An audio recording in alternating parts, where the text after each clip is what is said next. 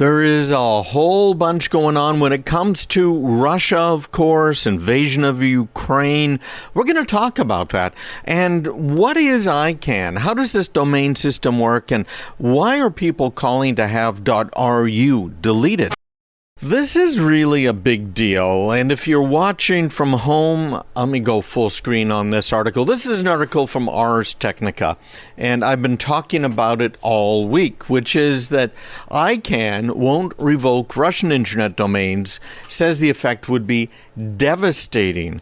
This is frankly pretty darn fascinating to me because ICANN is this international organization. It was put together in order to help make the internet international.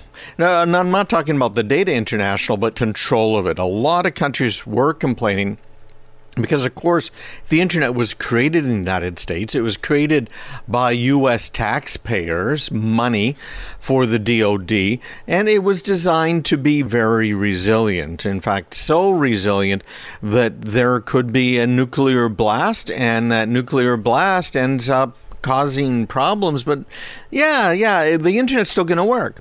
And the whole idea behind it was you could have multiple routers. They're all talking to each other. Nowadays, they're talking BGP4, and they can say, how can I get from here to there? And so the idea behind BGP is they all share this information. What's the least cost way? What's the easiest way, cheapest way, if you will, for me to get from point A to point B? And it changes all of the time. So you might be on a phone conversation. You might be listening to me right now online, streaming or watching the video.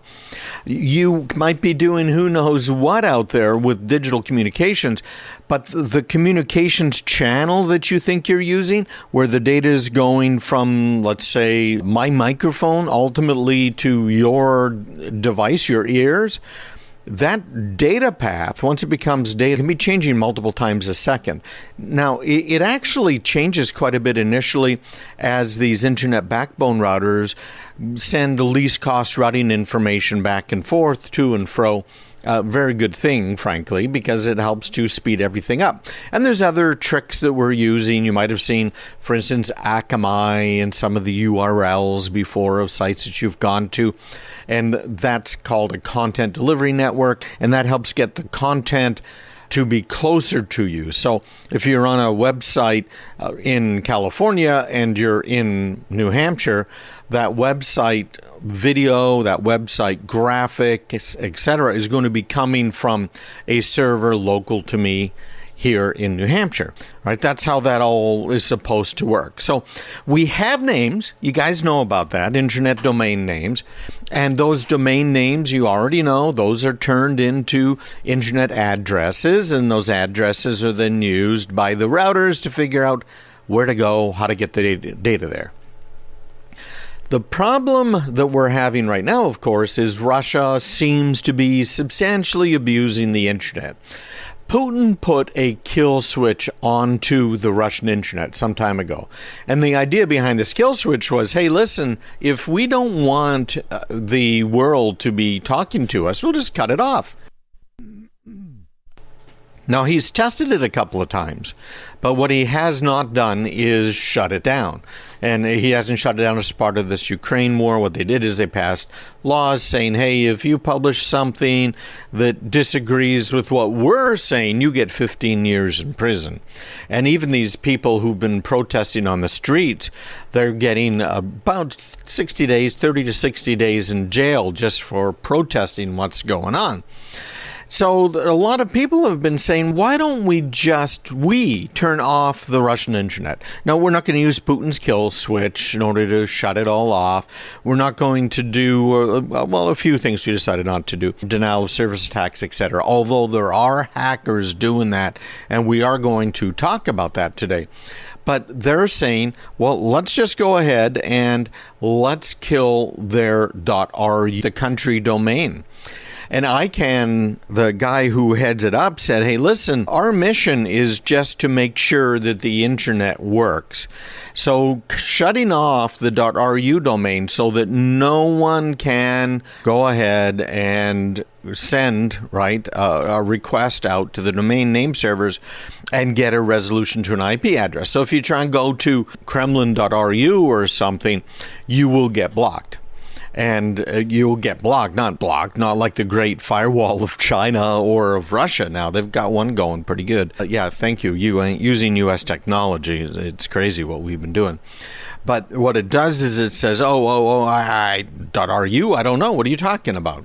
So there have been a lot of people who have been pushing for it, and you'll see on my screen here that Ukraine's requested to cut Russia off from some of these core parts of the internet, and ICANN, which is the Internet Corporation for Assigned Names and Numbers, couldn't remember what that was earlier, said that ICANN must remain neutral. And their mission, they say, is not to take punitive actions. It's to make sure the internet works. So are they really taking punitive actions if they cut Russia off? It's really interesting to me because look at what has been going on. You've got companies like Facebook as the great example who has gone ahead and just shut off people. They didn't like what they were saying. My goodness. At one point, if you said you should wear a mask during this pandemic, you would be cut off from Facebook. And then, of course, if you said, no, you don't need to, you shouldn't wear a mask, at that point you would be cut off because science, right? Science is, we know exactly what we're doing. It goes on and on. If you said that it came from a lab in China, you would have your account suspended. Now, of course, the whole tune has changed. And yeah, it probably came from a lab in China. It's crazy what these people have been doing. So we have arbiters of truth who are some contractors sitting in their home or wherever it is, the contractors for Facebook, that are going through posts that people are flagging as incorrect, as fake news. So what happens is people say fake news, and then that goes off to their team that then looks at it and says, okay, yeah, fake news, because we disagree with it. It just blows my mind. We have to have free and fair and open discussions, don't we? So you have that line at Facebook, and Google does some of the same. A lot of these sites do a lot of the same. You get our major media outlets that are all deciding what they want to report on and what they want to label as fake and fake news. I'm just shaking my head because it's hard to believe. What about Russia? Russia is putting out fake news. As I've said many times before, the first casualty in war, this isn't my quote, the first casualty in war is what? It's the truth. So if truth is the first casualty, then that means we got a lot of propaganda going on. We had propaganda coming out of Ukraine. We've caught some of those, like the ghost fighter pilot, whatever it was, who had killed, 5 Soviet or Russian jets, Soviet era, using Soviet era technology on the part of the Ukrainians. Turns out, okay, that was false news. That was fake news. The whole thing about Snake Island, where you had that Russian military, I don't know what it was, a frigate, but anyways, boat sitting there saying, we are a Russian warship, you will surrender or whatever. Do you remember that? Snake Island, just this small place, 13 guys. And supposedly they shelled it and they killed all 13. Turns out that was probably fake news as well. So that's from the Ukrainian side. And on the Russian side, they hardly reported as to how many deaths there were. In fact, initially, for quite a while, they were saying there are no deaths. And at the same time, the Ukrainians are saying there are 2,500 Russians dead, and that number keeps going up. Who knows what it is today? It gets really crazy in the time of war. So if Facebook is going to stop someone from saying don't wear masks or do wear masks, depending on what day of the week it is, basically, right? Wednesday, it's okay to say that. Thursday, it's not okay to say that, and we're banning you. It's nuts.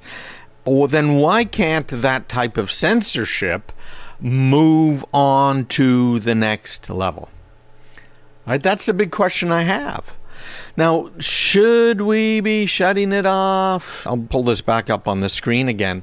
And this article from ARS Technica is saying that experts have warned, whoever they are, that shutting down the .ru domain is going to cause just incredible problems for Russians, which man would it ever, talking about a major blow to an economy. And it would also cause problems for people who are trying to find out more truth about Russia, because you couldn't get to their sites. Now, we've seen some amazing things in Russia. We had one of the Russian news agencies, RT, which is broadcasting here in the U.S., their entire staff just walked out saying, forget about it, we're not going to promote this fake news. But this is a legitimate question. Me, personally, I don't think anybody should be censoring anybody for almost anything. You know, there are some limits, but they're pretty extreme in my book. I'd rather know someone is an idiot because they're allowed to say stupid things and counter their arguments. You've got to have discussions. Microsoft, yeah, they've been around a long time. They've been helping us. They've had lots of cybersecurity problems. People use Microsoft software on their desktops. Some people use it for servers, which is crazy. But listen to what they're doing now. This is a little concerning. I'm going to pull this article up on the screen for those of you who are watching along, either on Rumble or YouTube. ARS Technica article. They have some really great articles. This particular one is about our friends at Microsoft. This is cool. Microsoft announced today, this was like a week or so ago, that Microsoft would be suspending all new sales of Microsoft products and services in Russia following the country's unjustified, unprovoked, and unlawful invasion of Ukraine. Now, Microsoft didn't give any specifics about the products, but it really is likely to be a blanket ban of all of the Microsoft products. This is very cool because Microsoft has taken an approach I've never seen them do before, which is, okay, when a Mac gets hacked, you get our friends at Apple putting together patches and getting them out. They get them out pretty quick. Microsoft had been doing much the same. The problem was, some months, there were patches every day that you had to apply. Yeah, that's how bad this software is. And they decided that, man, let's be like politicians here. Let's release some very damning news Friday at about 4:30 p.m. before a long weekend so no one will notice, right? Yeah, our friends, the politicians, do that all of the time. What Microsoft decided they'd do is, hey, wait a minute, we're going to have patches. It's not going to slow down because our code is terrible. So what we're going to do, let me see here. How about we just release all of them at once? We'll just call it Patch Tuesday, right? Because people were complaining about how much work it was, how much effort it was to try and update them, these machines, and apply these patches every day. Huge problem for everybody from home users through big companies out there. So Microsoft decided, okay, well, let's do that. Let's bury it so nobody will notice. Okay, that's what Microsoft does, and now we've gotten used to that. Now, you remember two guys, right? Bill Gates, followed by Steve Ballmer. Steve Ballmer was a nut job. Bill Gates was a bad man. I think he's just been trying extra hard to compensate for all of the evil he did over the years. But what we're looking at now is new management. And he's been in there now for a few years, doing a great job cleaning up Microsoft, making it a very competitive company. He has done some amazing things. One of the things that he has decided to do that's been very effective is, how about this? How about we go ahead and we work with various governments to help stop these Russian hackers? And I mentioned this a couple of weeks ago, what was happening. And Microsoft had reached out to the White House and said, hey, listen, we have been looking at the hacks that have been coming from the Russian hackers. And we've been preparing fixes for some of those hacks. How about we work directly with some of these other countries? This reminds me a whole lot of the Lend-Lease program in World War II. You might remember this thing. But the U.S., of course, initially was not involved in the war. And they decided, okay, we got to help the United Kingdom. How are we going to help them? The UK doesn't have the money to buy ships, to have us make weapons, bullets. What they did is they had people donate their rifles, the guns, ammo from home. Plus, they made them, the government, instead of selling them to the UK, they lent them to the UK because the UK could not afford everything that it needed in order to fight a war against the National Socialists in Germany. So what did they do? We just shipped the stuff over there and called it a lend/lease. I think that's a great idea. And what Microsoft is doing is also a great idea. They have been decoding, reverse compiling, if you will, and interpreting the code, looking at what some of the ransomware and other malicious code that Russia's been using against Ukraine. And they have been providing all kinds of inside information to these other countries. Now, this is a great idea for a few reasons. One of the reasons, and I think maybe the biggest reason, is that the ransomware, the viruses, all of this malware that they're producing is not particularly discriminating. Do you guys remember, maybe, I don't know, what was it, 6 months ago, I told you how to avoid getting most of this Russian ransomware.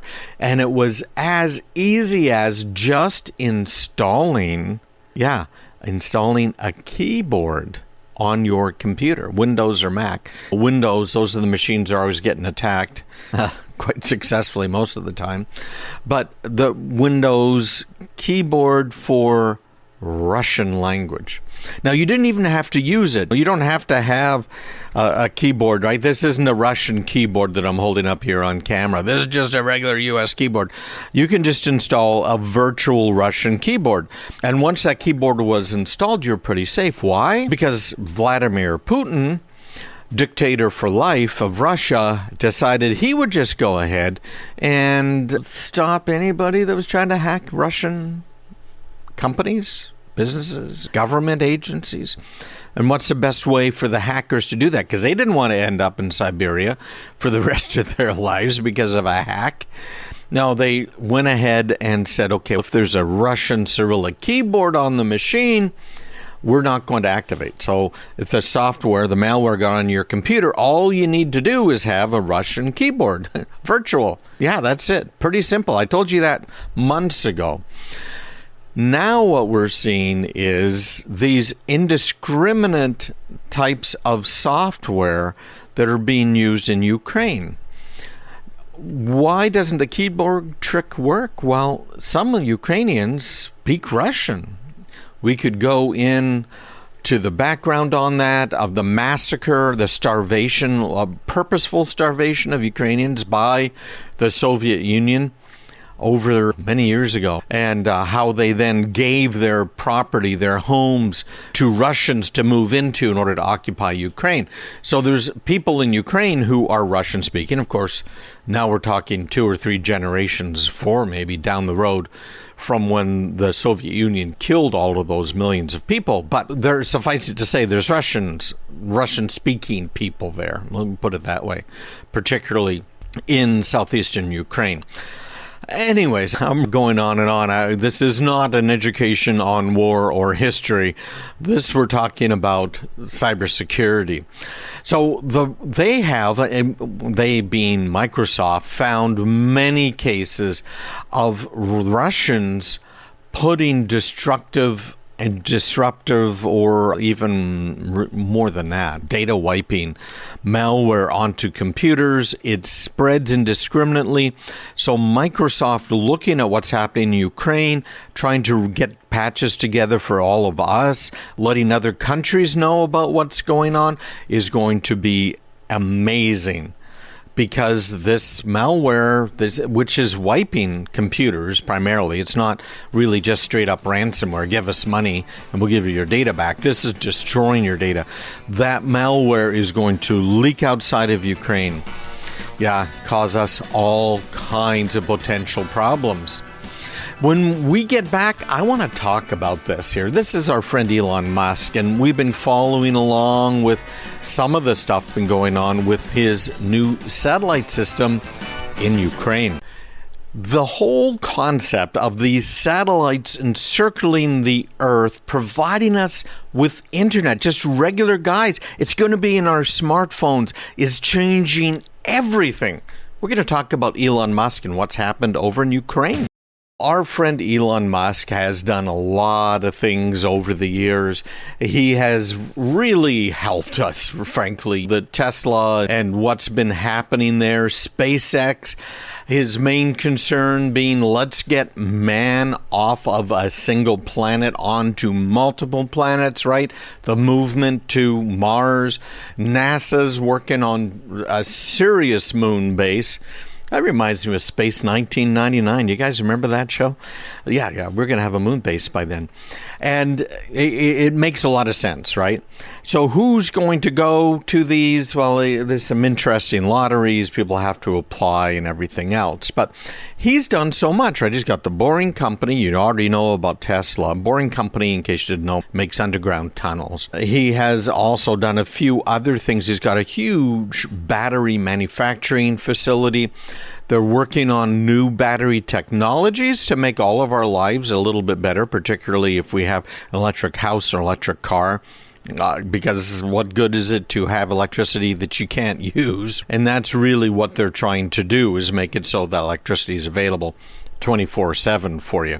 And the SpaceX, which is what I mentioned, as well as what we're going to talk about right now. I'm going to pull this up on my screen for those of you who are watching over on Rumble or, of course, YouTube. This is fascinating. He said there's a high probability of Russian attacks on Starlink in Ukraine. Now, that is fascinating because what he's done is he has sent over truckloads. I'm showing a picture of a truck, in fact, with these Starlink terminals in it. That's from ARS Technica. Just double checking it here. But this is very cool. This is posted by the Vice Prime Minister over there in Ukraine. And they are talking about these terminals. Now, a terminal in this case is something that allows your devices to talk to the Starlink satellites. There's going to be a huge constellation. They've got 2,000 satellites up, and they're putting another 12,000 up. These types of satellites are much different than what we've been used to over the years. Typically, we've had these massive things sitting up in space. I worked with RCA Astrospace many years ago, and I saw the testing facilities, which were just incredible. They had this huge vacuum chamber that they brought me in to see as we were working on space shuttle software. Yeah, I wrote software that they used to put the space shuttle together. Yeah, way back in the day. So that was a pretty proud moment. Anyways, we're not talking about these huge satellites like they used to launch. We're talking about very small satellites. And they're not just sitting way up there. These are basically in low orbit around the Earth, and they're geostationary. In other words, they stay in one spot, I believe, is the way they've got these things set up. So these satellites then because they're so close to the Earth, allow them to use less power. And also, the other advantage to that is the delay, right? The delay between having to send it all the way up and back down, because electricity takes time, right? Yeah, it travels at the speed of light. But nowadays, you might have noticed it can take a quarter second, half a second when you're talking to someone. When I'm on the radio with some of these radio stations, the delay can be absolutely incredible, like a half second to a second sometimes. And that's just because they're being cheap. Anyhow, This type of technology where you have these constellations, and it isn't just Elon Musk, it isn't just Starlink, but constellations with, well, ultimately we'll have tens of thousands of satellites up there. Now, there's all kinds of other potential problems. Not getting into that right now. But what it does mean is you can communicate. And we've never had this sort of thing before. We had the U.S. military, the Navy, in fact, put together a communication system that lives on top of the internet, called nowadays generically the dark web. And it was set up to allow our military, our State Department, to be able to communicate with people in countries that are, back in the day, under Soviet control, all kinds of potential problems. So whenever those problems existed, they just went ahead and used this onion network, which is part of the dark web, et cetera, et cetera. So that's what we had before. Now, what happens if you're a country like Ukraine, where 100% of your internet comes from Russia? Russia obviously can sit there and listen in. Hopefully your encryption's good. A lot of Russians have been using Telegram in order to get real news about what's happening in their country and other places. And Telegram is not that secure, frankly.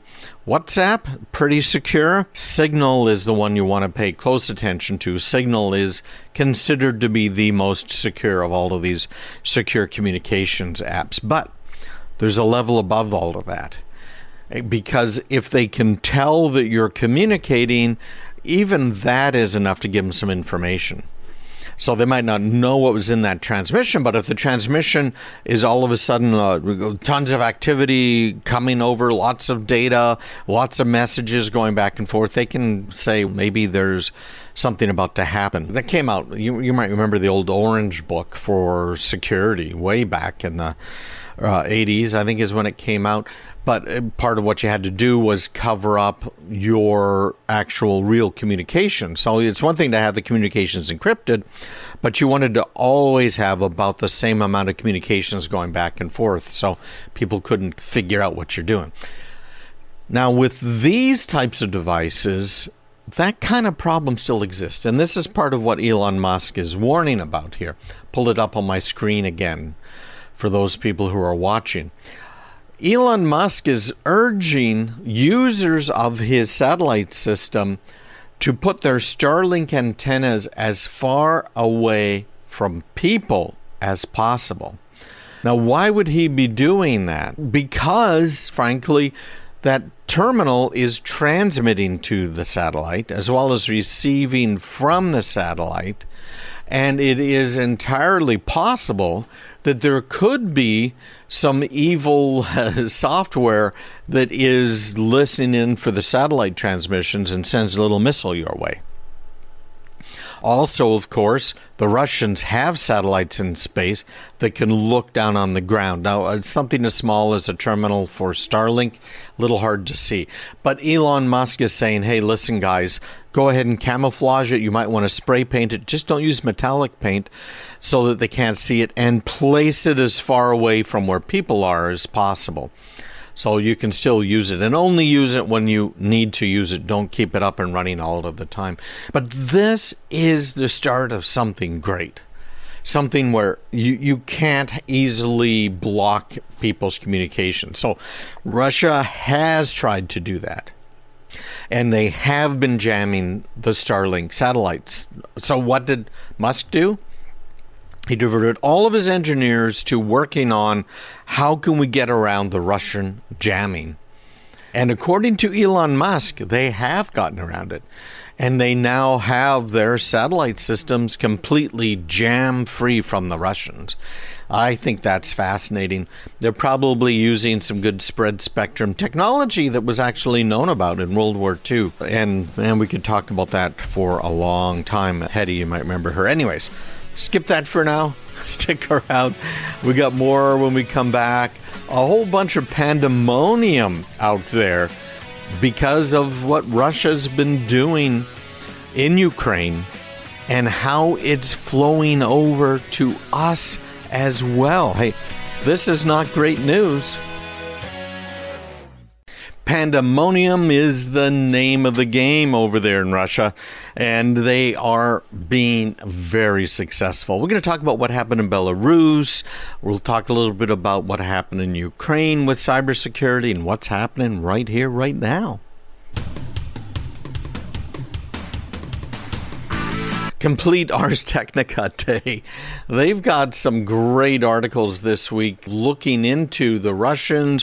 What are they doing? What kind of problems is that causing us? But we are seeing some interesting attacks back on Russia, and back in a very big way. Russia has been going after Ukraine in the cyberspace for a long time. We spoke a few years ago about what Russia had been doing with the tax software for Ukraine. We don't do this in the U.S. or in Canada, but a number of European countries do. Where you have to have the official tax preparation software put together by the government for your business or for your person, depending on the country you're living in. France is a great example of this, and Ukraine's another one. So Ukraine says, hey guys, you got to go ahead and use our software. That means every business in Ukraine is using their software to manage their tax payments and their accounts, frankly. And that wonderful little piece of software was hijacked by our friends in Russia. So they grabbed a hold of it, they injected some code into it that added ransomware to their software. So now all of the businesses in Ukraine are pretty much guaranteed to be using this hacked software. We have a client who has offices over in France, and we found a really interesting problem with them because the French software that was being used for taxes for French businesses had an extra little problem. And that extra problem was it was insecure as can be. Whoever wrote this must have taken a Microsoft programming course and had no idea about the consequences of what they were doing. So it was very insecure. It was using a version of SSL, which is an encryption that's based on another type of encryption. I don't want to get too wonky here, but that was just one of its many problems, and bad keys, etc., etc. And keys, by the way, it was using keys that have been revoked, which you should never do. Bottom line. Oh my gosh. Hey, if you want more information on this, just drop me a note, me@craigpeterson.com. And you can also get my newsletter with all kinds of great little tips, me@craigpeterson.com. Just let me know. So in this case, we had to help that company in France ignore the security restrictions that were on their system so they could use the French tax system. So anyways, I told you that so I could tell you that the same thing happened to Ukraine. In a different way, their software was pre-infected, so when they downloaded it, ta-da, they got that piece of ransomware, that virus that spread. It was just a nightmare. And of course, it robbed, if you will, Ukraine government of funds that it would have been getting. So we've had now a bit of a shift. I'm going to pull this up on the screen again, this article, because what this shift has shown is that the hackers are now operating on the side of Ukraine, which is just fascinating. So the group called Anonymous, you might be familiar with them. Of course, they've been doing a lot of hacking for a lot of years, releasing private information, government information, all of that sort of stuff. And they have amassed what they're calling a volunteer IT army. And this IT army has been going and doing what? Well, hacking Russian sites, apparently. So this article is just absolutely fascinating. And they pulled some of it from Wired as well. But the Russian Space Research Institute, their website was hacked. Leaked files that were stolen from the Russian Space Agency made it all the way onto the internet. the space agency was hacked and their website said, leave Ukraine alone, else Anonymous will you up even more. They also did what's called a DOS attack, which is a distributed denial of service attack. Those can be very difficult to protect against unless you're set up in advance to help protect yourself. And that pretty much destroyed Russia's .ru top-level domain. So we've talked about how domain services work, right? So .ru is like .com, except .ru is for Russia. And so the domain name servers that handle .ru were knocked off the air because no one could really get to them. They used amplifying attacks and stuff without getting into all of the details. So basically, they were trying to cut off access, and they did for a lot of people, to any domain that ended in .ru. It's great. These are just some of the latest in the surge of hacktivism that's been going on. One of the ones I mentioned a couple of weeks ago with the Belarusians deciding they were going to hack the Belarus Railroad, which was being used to bring Russian troops, supplies, tanks, etc., on rail, right, down right to the border of Ukraine. So that was hacked, so that they couldn't use it in order to go after, of course, Russia was able to get to Ukraine. But there's also been protests around the world. 48 Russian cities raised millions of dollars through cryptocurrency donations. Now, I'm not a big cryptocurrency guy. And I'm not a big cryptocurrency guy because, well, cryptocurrency is likely to be outlawed by most, if not all, governments, and they certainly could shut it down, and it is not anonymous, all right? So using cryptocurrency does not mean, it does not equate to completely anonymous. But they have done a lot of donations there, big companies, including, we just talked earlier about Microsoft, but also Apple, Shell, BP, McDonald's, Starbucks, and these hacktivists have really joined in. And we talked about a couple of other things. So this is messy here, because even more than in peacetime, these active combats that are really happening right now, rendering hacktivism ineffectual and largely just distracting, because we are now in a hot war, right? Now, maybe we don't have our airplanes bombing Russian movements or other things, but there is a kinetic war going on over there. There are bullets, etc., being exchanged. So the hacktivist efforts have been visible. There's no question about that.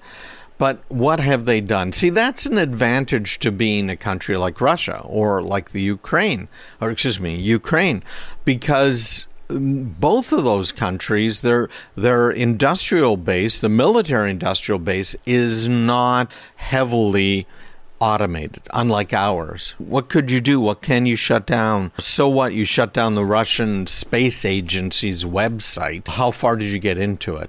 Probably not very far. We also have a couple of groups, and we talked about these guys many times, the Conti group, which has been just terrible at hurting U.S. businesses, individuals, government agencies and stuff. The Cumin Project. Both of them have declared their allegiance to Russia. You might remember a few weeks ago we talked here about how we have had some researchers track down most of these Russian hacker groups and their money. And they all ended up in one building in Moscow. Now, that should tell you something, right? In fact, the most expensive real estate right there in downtown Moscow, the tallest building, etc. So these groups getting together in order to protect the fatherland there in Russia, interesting problem. How much of this is really controlled by the Kremlin? It's a very good question. Conti was dismantling its infrastructure. Some of their top people were arrested by Putin's police state over there. And that was interesting, too. That was, again, before the invasion. But why would Putin be shutting them down?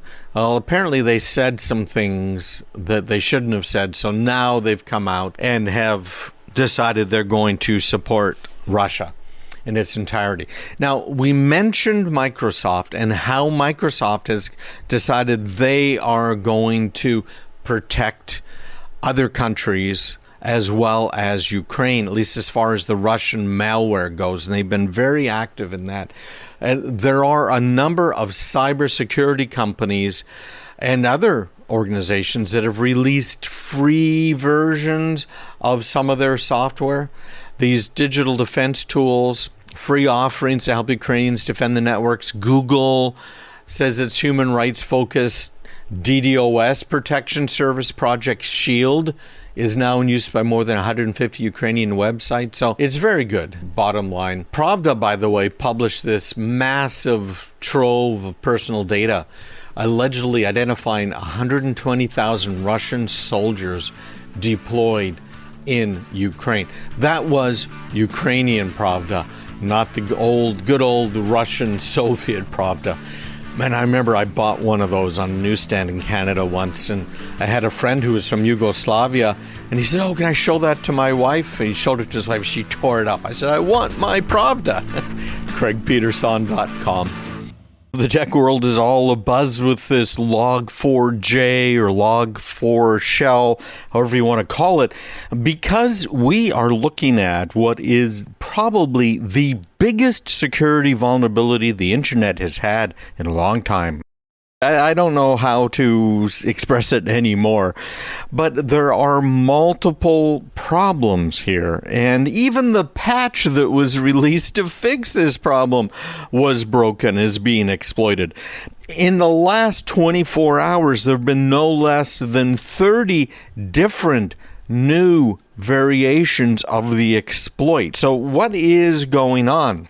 There is a computer language that's used by many programmers, particularly in larger businesses, called Java. You might remember this. I've been following it and using it now since it first came out, very long time ago, from Sun Microsystems. Java is a language that's designed to have kind of an intermediate CPU processor. So think about it.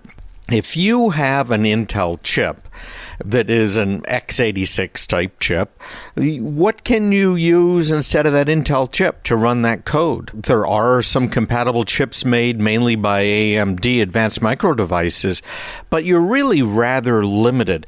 You have problems with power. Guess what? You're stuck. You're stuck in that architecture.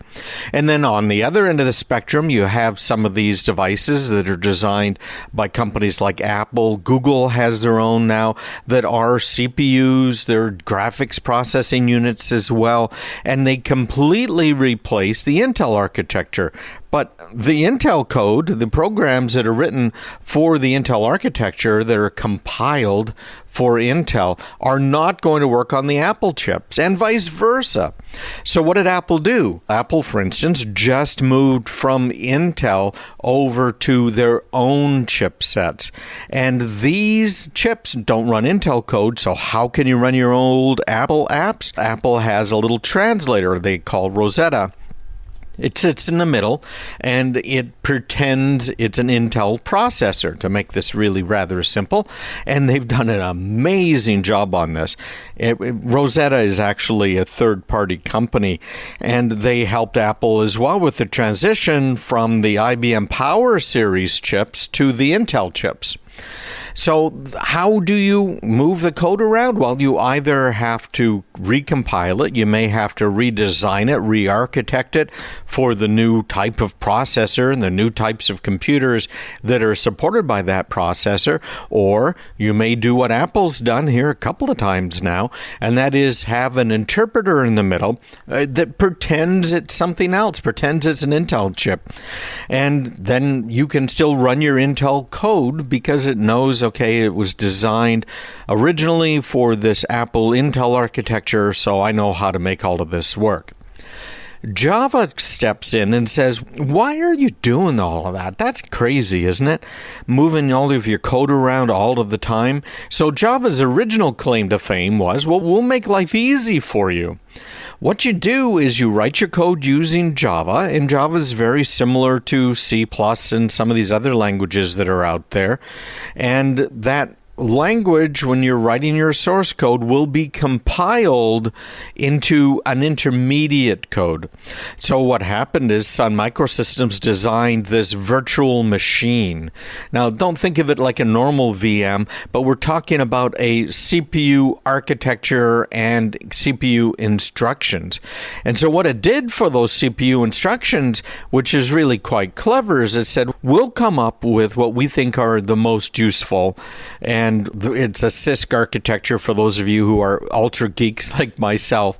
And we will go ahead and implement that. And so the compiler spits out code for this CPU that doesn't actually exist anywhere in the known universe.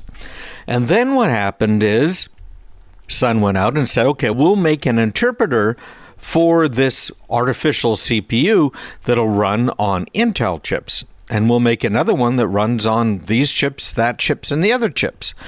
Beautiful concept, because basically you could write your code once, debug it, and run it on anything. That was one of the original claims to fame for Unix. Not so the run it anywhere part of it, but the part that says it doesn't take much work to move your code to a different machine. We're not going to get into Unix and its roots. I've been around the whole time. It's crazy. I just finished reading a book and saying, I remember that. And they're going through all of the history of everything. I was in the middle of that. I did that. I was the first one to do this. It was fun. Anyhow, what Java has done now is it's really solidified itself in the larger enterprises. So basically, any software that you might be using, like a website that is particularly with a larger business, is going to be using Java. And that Java language is using libraries. So programmers, instead of doing what I used to do way back when, which is write in assembly code or even in COBOL, and basically you had to write everything. Every part of every program, anything you wanted to have done, you had to write. Or maybe you borrowed somebody else's code and you embedded it in there. Mind you, we only had 32 kilobytes of memory in the mainframe back then. 360/30, for those of you who remember those things. But here is where things really changed. You now had the ability to take that code that you wrote and put it on a smartphone. You could take that exact same code, no recompiling or anything, and take that code and run it on a mainframe, on a supercomputer, in a car. So Java became very popular for that very reason. And these libraries that Java provided made it even quicker to program and easier to program. Now, there are some problems with languages like Java, which are these object-oriented languages, where you can, for instance, say 1 + 1 = 2. That makes sense. But what does it mean when you use a plus sign when you're talking about words? So you say apple plus oranges. What's that going to eat? Well, that's called overloading an operator. And this is not a course on programming languages. But what happens is a person can write the library and says, oh, if the programmer says an apple plus an orange or a string plus a string, what I want you to do is concatenate the strings. Now, that programmer who wrote that has to figure out a couple of things, make some assumptions. Oh, should I put a space between apple and orange or not? What do they really mean? Okay, so this is how I'm going to interpret it. So it's a very simple example, but the concept is that now with these overloaded operations and these libraries that can go deep, you now have the additional problem of people designing and writing the libraries, making assumptions about what the programmer wants and what the programmer needs. Enter the problem with the log4j vulnerability. This is a very big deal because we're talking about a library function that is being used in Java by programmers. Now, you know that I have been warning everybody about Android for years. The biggest problem with Android isn't its user interface. It isn't that it's made by somebody else. The biggest problem, and of course this is my opinion, is that Android software is provided by Google, and then it is given basically to any manufacturer that wants to license it. And then that manufacturer can't just take Google and run it. Have you ever tried to install Windows or Linux or FreeBSD? It's mainly a Windows problem, frankly. But you go ahead and install that, and what do you need in Windows? You're going to need drivers. Wait a minute, this laptop's 3 years old, so how can I find them? And then you go around and you work on it, and it takes you a day, and you finally find everything you need, and you got all of the drivers, and now it works. But Microsoft provided you with the base operating system. Why do you need drivers? You know the answer to that. It's because every piece of equipment out there is different. Think about this in the smartphone market. Think about it in the more general Android market. There are thousands of these devices that are out there, and those different devices are using different hardware which require different drivers. So when Google comes up with a software patch, we just fixed the log4j issue, that patch has to be given to the device's manufacturer, who then has to talk to the manufacturers of the various components and make sure that the device drivers that they're using by the manufacturer are actually compatible, they're going to work, get the upgrades, wire it all together, and then test it on all of the different phones that they have and cars, because cars are running it now. You see how complicated this gets? And most Android devices will never get another update. They will never get a security patch. Versus Apple, right now they're still supporting the Apple 6S. That came out in 2015, if I remember right. It's 5 or 6 years old now. You don't find that in the Android space. You're lucky if you get 2 years worth of support.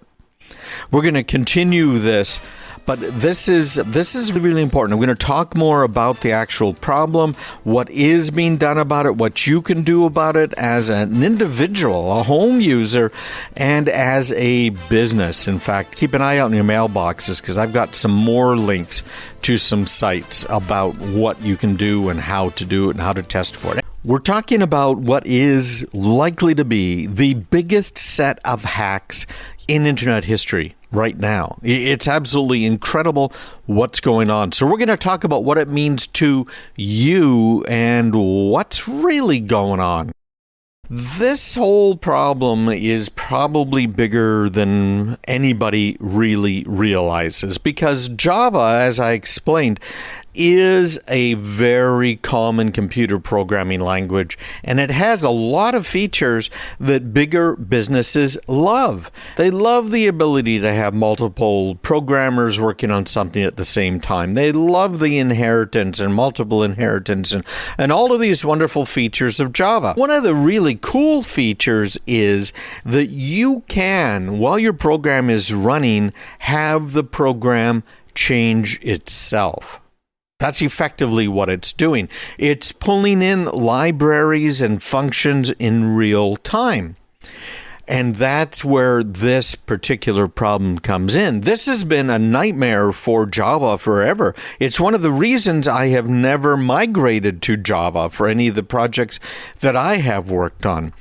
It just gets to be a nightmare. It reminds me of Adobe Flash. It was the biggest security problem that has ever been. And the number 2, Java.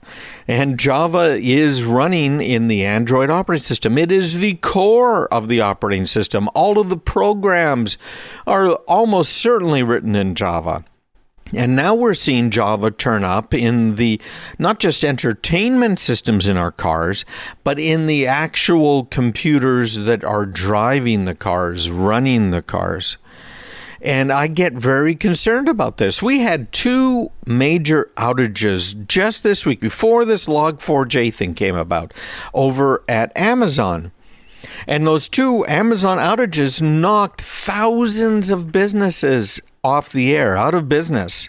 You couldn't get to them. You remember the big problem with Facebook that we talked about a little while back. And in both cases, it looks like they were using some automatic distribution of software, sent out the wrong stuff, and now you are affected. What happens? What happens with the cars if they push out a bad patch? How are you going to know? What's that going to mean? And if your car has Java in it, are you going to be vulnerable to this? You wouldn't be vulnerable to Log4j if your computer wasn't hooked up to anything. But nowadays, the cars are hooked up to the net. We've had a couple of car dealers for our clients. We've had Mercedes, we've had Acura, Honda, and others over the years. And it's interesting going in there now and working with them because they are doing massive downloads of firmware whenever a car comes in. So that car, if they don't have the right kind of networks, that car can take hours to do the updates. And I got to tell you, man, I'm just shocked by so many businesses not willing to spend the money that it really takes. So the poor technician is sitting there waiting for it to happen. We could make it happen in 15 minutes, but they're stuck there waiting for 3 or 4 hours sometimes for some of these downloads. No, it's called cache them locally. These cars, some of them need new and different firmware, some of them use the same, and have a reliable, fast internet connection. And we've done that for many companies. Anyways, I'm going off on a bit of a tangent here, so forget that. Let's get back into this. With Java, you can have a routine call another routine that was not even necessarily thought of by the programmer. Now, can you imagine that? So you're programming and you're not considering adding something that's going to send email out, and yet you could have a log entry that's part of the DNS and it gets logged that actually causes an email to be sent or causes anything else to happen. That's the exact problem we're seeing right now. It's absolutely crazy. Patterns in text fields, things like you can put a user-agent, which is normal for an HTTP connection. You say, this is the user. The guy is using Chrome version blah, or Firefox or Safari. But you put the user agent field, and then after that, you put in a little bit of code that tells Java, hey, what I want you to do is this. This is a problem because we're finding now that, again, I said in the last 24 hours, 30 different exploits. Over 1 million companies have been attacked on this, and we're talking about 10 new companies absolutely hacked every minute right now. Can you just think about that?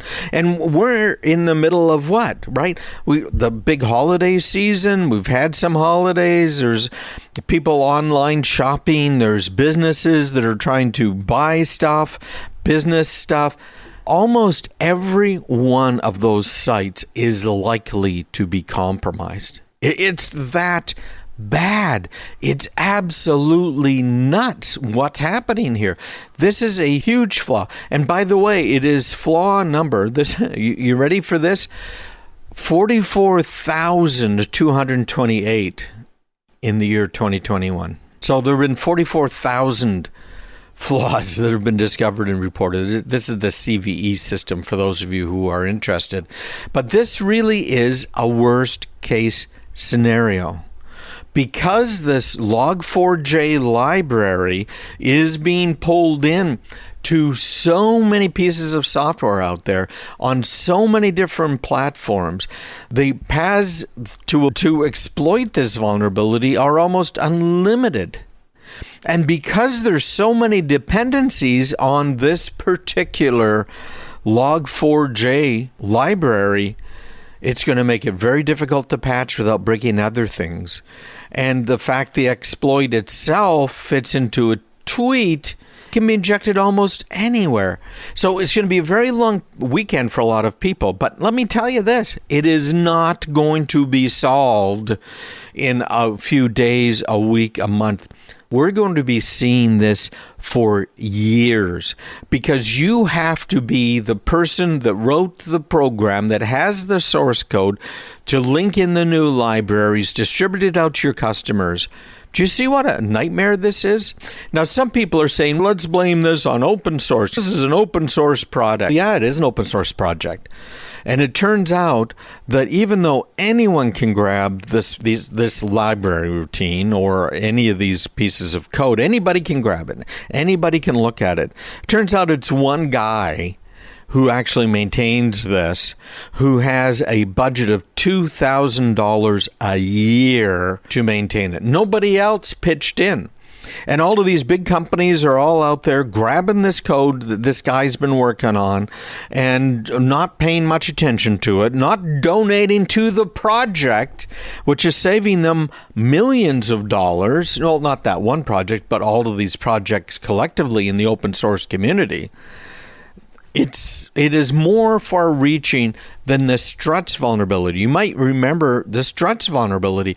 That was the root cause of the massive breach at Equifax that exposed all of our personal information to the dark web. That's how bad this is. Oh my gosh. So, hey, if you want information, I've got a bunch of links set up here on what to do while you're waiting for the Log4j updates from your vendors, how you can find on your servers if they have the Log4j vulnerability. I've got a bunch of information that I've stored up on that and some others. Just email me, me@craigpeterson.com. Ask for the list of the Log4j stuff or the Java stuff. I'll figure it out. Be glad to send it to anyone that's interested. And if you need a scan to find out yourself and your business, let me know too. me@craigpeterson.com. Wow, I was just going through a list published by CISA, this federal government agency that tracks some of these types of vulnerabilities. And wow, this list is daunting of all of these pieces of software that are vulnerable to this huge hack. This is now a problem for each and every one of us. I think I've established that, man, this is nasty. So, what do? First of all, I sent out on email a list of things, in fact, a few different lists of things that you can do. So I had one for consumers, one for businesses, and a general thing as well. And then a bunch of references. Of course, there's even more references and more great information now because I got that email out pretty early. So hopefully you had a chance to really look through that. But here, let's just talk a little bit about this what to do thing. You already know, because you guys really are the best and brightest, that you need to be careful when you're online. You cannot be online willy-nilly clicking on things, and that includes emails and links. And this time of year, in fact, all year long, we're looking for, wow, let's see, is there a great bonus here? Look at they're having a sale, a discount. Oh, no, I've only got 3 hours to respond, or the deal's going to go away. I've usually been of the sort that I just am not that influenced by some of these deals. But I do sometimes want to find out what it is. So I found myself this week clicking through on a link. I'm on a lot of marketing lists because I like to follow what different marketers are doing. That's technology, and it's something I want to keep you guys informed about. And I found myself just crazy amount of double checking to make sure the link was valid. Now, I'm sure you guys, if you're on my email list, you might notice that the from address is not the me@craigpeterson.com email address. You can always send email to me@craigpeterson.com and it ends up in my email box, and it might take me a few days or even as much as a week or two to get back to you. If it's something is an emergency, you really need to fill out the form on my website, but I will get back with you.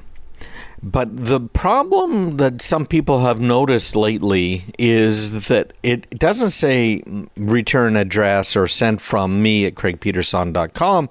It's got this rather long, convoluted URL that has nothing to do with craigpeterson.com.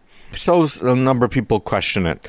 It is a tracking email link, and the idea is if I am going to be able to get back to people, and if Karen is going to be able to nudge me, I have to have these things tracked. So, but the email from address, when you hit reply, it is going to go to my email list server guys, and it is going to get tracked. So I know, okay, so now I got a few minutes or an hour.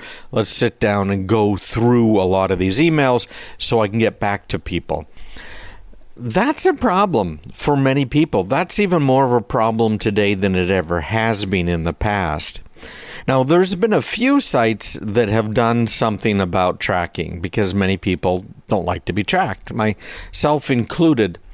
Although, as I've always explained on the show, it's a double-edged sword because I would rather see commercials or ads for a Ford F-150 pickup truck when I'm looking to buy a car or certainly a truck. I don't want to see ads for things I don't care about, and you probably don't either. So the tracking, I don't think, is a huge deal.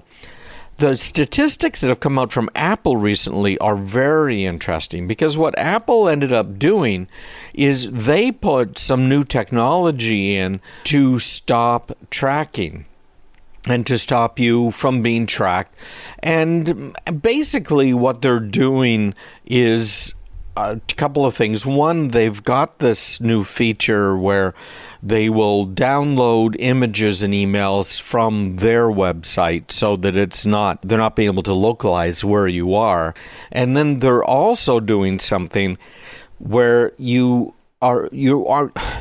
can't be tracked like you used to be able to be tracked. Let me just put it simply like that.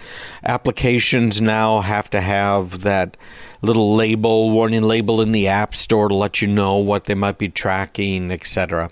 So they've been accepting anti-tracking behavior that came from our friends from Apple. Now, Google, Facebook, and others have been very upset about this, thinking that they were going to lose a lot of business here in the advertising side because you wouldn't be able to track them.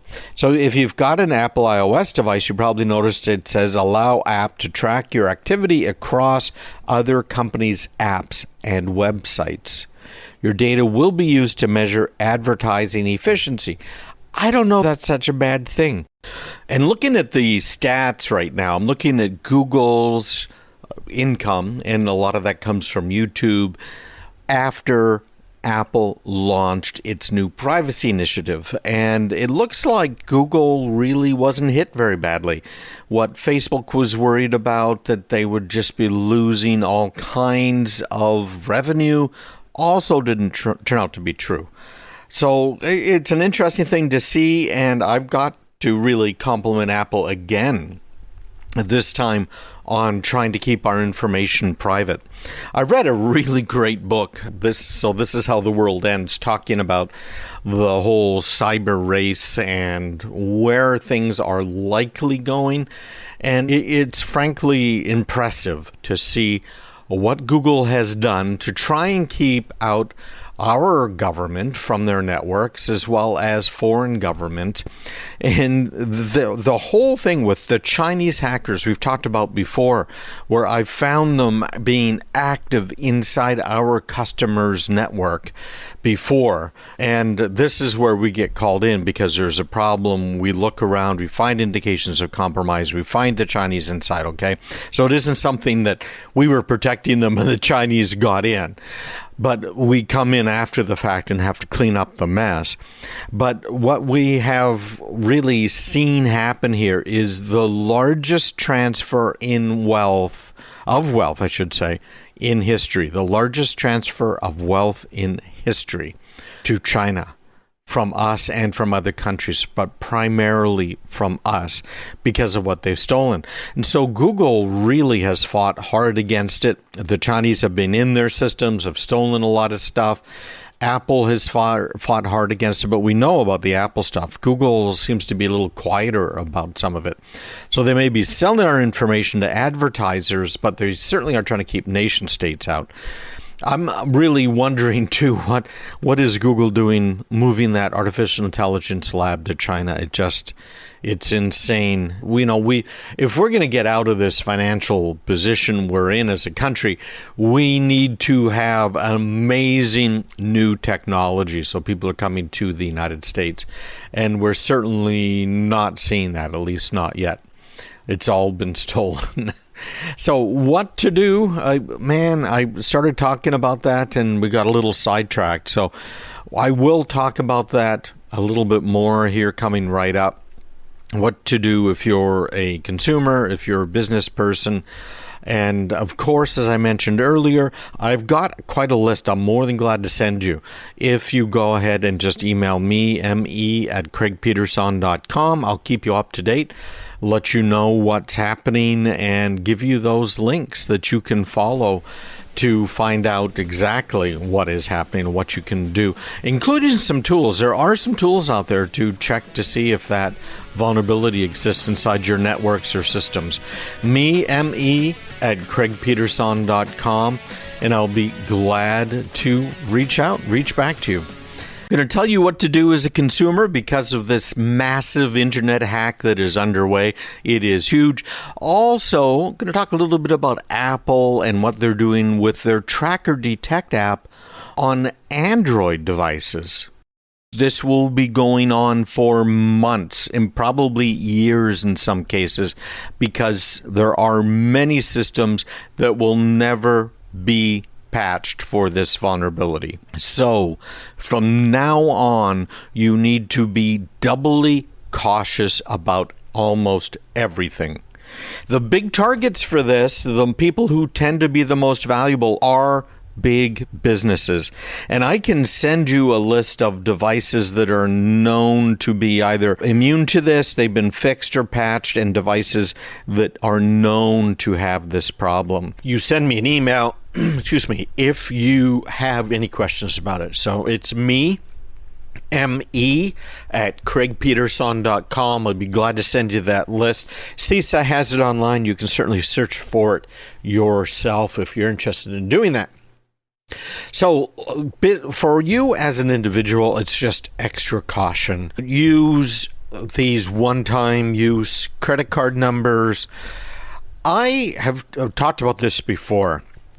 And that is, I use fake identities as much as I possibly can online. And I'm not trying to defraud anyone. Of course, that would be illegal.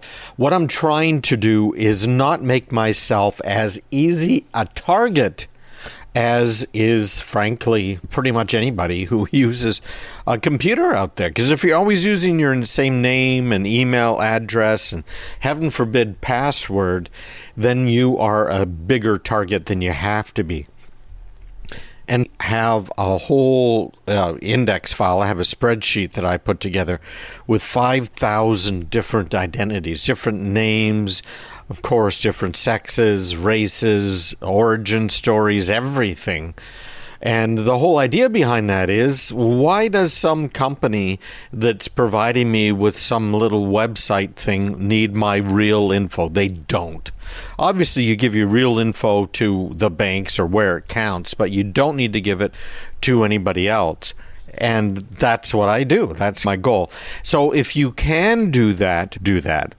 Apple also has a way for you to use random email addresses. So you can set up a different email address for every website you visit.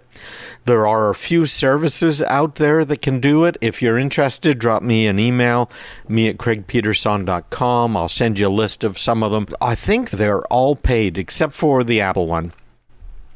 But you have to have an Apple account in order to use it. One of the things that businesses really need to do is do a scan. Again, I can send you a list of scanners so that you can look at your network, see if there's anything obvious that might have huge implications for your business. Again, me at craigpeterson.com. One of the things Apple has come up with that I really have turned out to, and I think I mentioned them before on the air, but it's these new little trackers that Apple has that you can put on things. And we spoke a little bit last week about the problem with these trackers being put onto high-end cars and then being used to track the car. Now, Apple got around that problem a while ago by letting you know, hey, there is a tracker following you. Isn't that handy? Wait a minute. Somebody dropped one of these little tags into my purse, my coat, my car, whatever it might be. And so now you can have a look and see, where is this thing that's following me, and get rid of it. Of course, in order to know that there's one of these Apple tags tracking, you've needed to have an Apple phone because it'll warn you. Apple now has something called Tracker Detect. If you are using an Android phone, I would highly advise you to get this app. Tracker Detect app on Android, and it's designed to help you Android users from being tracked by Apple AirTags. Because if you don't know you're being tracked, right, and you can't know if you're being tracked if you don't have an iPhone unless you get this app. So good for them. Apple has it up now on the Google Play Store. That's just in the last week or so. And it lets you locate nearby AirTags. So that's, I think, a very good thing. Kind of wonder if Apple isn't using the Androids also for part of the crowdsourcing for the AirTags. But that's a different conversation. Great article in Vice this week by Aaron Gordon about how car companies want you to keep paying for features you already have. And they specifically made a call out about a car manufacturer, Toyota, who's now charging $80 a year for people who bought their car years ago, 6 years ago. $80 a year if you want to keep using the remote start function on your key fob. Yeah, so you paid for it, and life was good. You went a few years, really nice on a cold winter day or a hot summer day. Warm up the car or cool it down, all automatically. But now Toyota is charging $80 a year. So people are saying, I bought it. Why would I pay for that?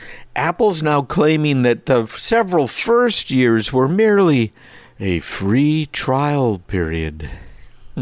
But this isn't even the big play for these car companies. This $80 a year for marginal features like remote start. Instead, what is probably going to happen, and I agree with this author as well, is we're going to see an approach that Elon Musk has used with his Teslas.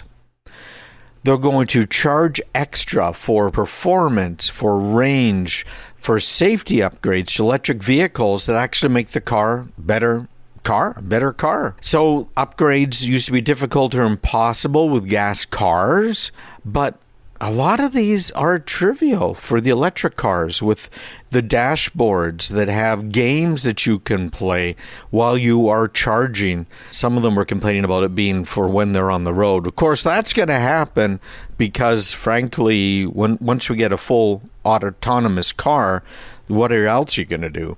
We should also mention, this isn't really a but, Mercedes-Benz has been awarded the very first license for the manufacture, sale, and distribution of a fully autonomous vehicle. The very first. They are licensed for up to, I think it was 37 miles per hour on their car. And anything beyond that, you still have to, retain control. But that's an amazing thing. And it only works on roads that are mapped. And what Mercedes is doing is they have these super high definition maps. So the car knows exactly where it is. If you are a Tesla owner, you know that a few years ago you paid, I think it was $2,000 for your Tesla to be able to drive itself. And of course, they haven't been able to drive themselves. So yeah, there's been features here and there. But how are you getting those features? How are you going to get that self-driving mode? Well, Tesla's calling them over-the-air upgrades.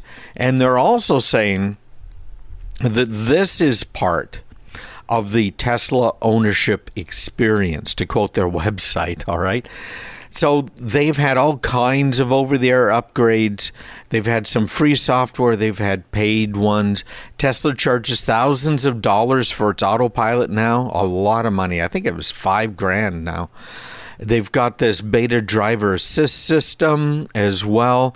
And they also have two others. You might remember the ludicrous speed. Long-range Model 3 with dual motors is capable of accelerating from 0 to 60 in 3.9 seconds. But when you buy the car, the 0 to 60 time is a half a second longer.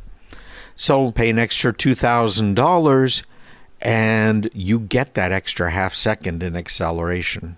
Yeah, there's nothing different. They don't even have to change the software. There's no hardware differences. It's just you pay them $2,000 and your car is connected to the intranet and they just unlock a key. Isn't that something?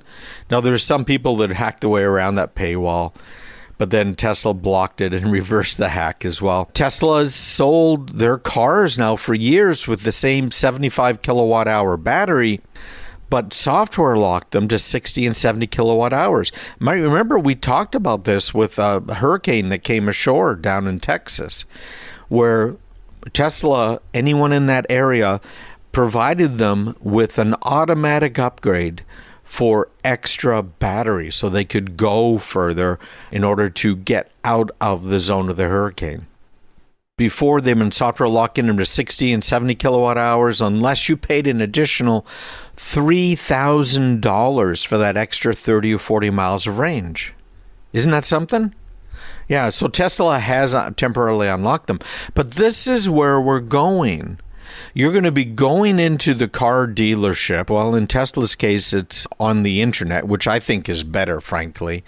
Dealerships are handy in order to get a repair, but you can get a repair at some of these little specialty shops. It's often better and certainly cheaper than what the dealership sells.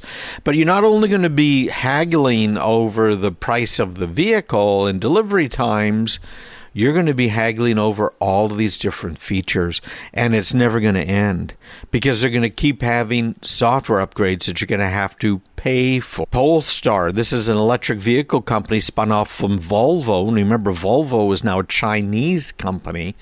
Yeah, Chinese. Yeah, so much for safety, right? They're going to charge an extra $1,000 for a slight increase in horsepower and torque, just like Tesla does. So this is the future of car companies. Hey, I want to remind everyone, if you go to my website, craigpeterson.com, right now, you can sign up for my weekly newsletter. It is packed full of great information for you every week. We got some free boot camps coming up after the first of the year, and you need to be on my email list to find out about it. craigpeterson.com/subscribe.